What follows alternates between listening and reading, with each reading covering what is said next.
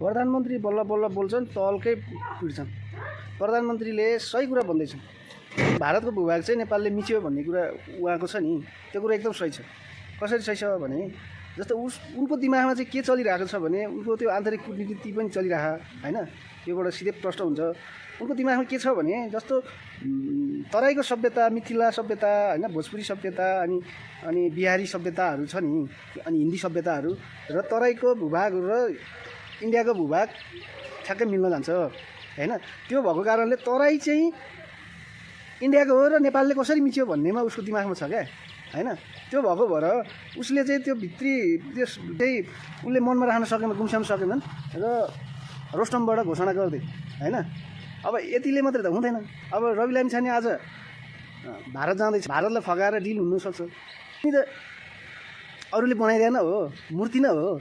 मूर्तिले त अरूले रङ्गीचङ्गी बनाइदिने हो क्या, मूर्ति आफै रङ्गेर आउने होइन नि। मूर्तिलाई टिका टालो दक्षिणा होइन के हो सबै अरूले लगाइदिने नि त। ढुङ्गालाई त हो त्यस्तै हो क्या होइन। किनभने अरूले बनाइदिएको हो। अब आइडियोलोजी बनाइदियो अरूले जे चाहन्छ त्यो पुरा गरिदिनु पर्ने हुन्छ। ढुङ्गाबाट आश गरेर त केही नि, घर पनि के बन्ला, मन्दिर बन्ला, ढुङ्गाबाट धेरै अपेक्षा गर्ने आश गर्ने त मूर्खता हो त। भारतीय सभ्यता र नेपाली सभ्यता कसरी चाहिँ मेल खान गयो भनेर उसलाई बडो टेन्सन भइरहेको छ। नेपाल त पहाडी भूभाग मात्रै हो भन्ने चाहिँ अरूको बुझाइ छ होइन। उनको बुझाइ पनि त्यही हो। मेरो बुझाइमा चाहिँ के हो भने नेपाल चाहिँ टुक्रा हुँदैछ, टुक्राउने सङ्केत हो भनेर बुझौँ। अहिलेलाई धेरै नबुझौँ, नेपाल चाहिँ टुक्रिँदैछ है।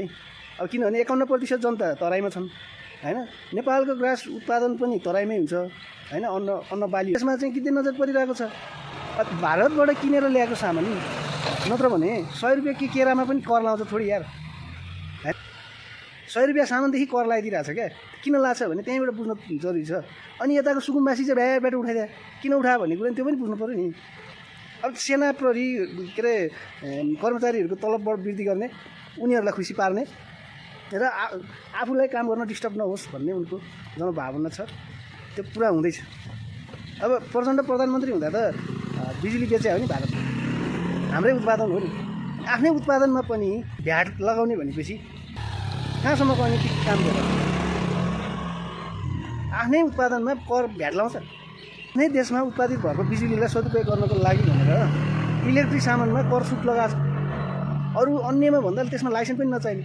इलेक्ट्रिक सामान भन्नाले जस्तो सवारी होइन, स्कुटी बाइक होला, अन्य कारहरू अब सस्तो पर्छ भनेर सबैले इलेक्ट्रिक गाडीहरू चाहिँ महँगो हातमा किनेर ल्याए नि। अब उतार्नु पर्यो। धन्यवाद।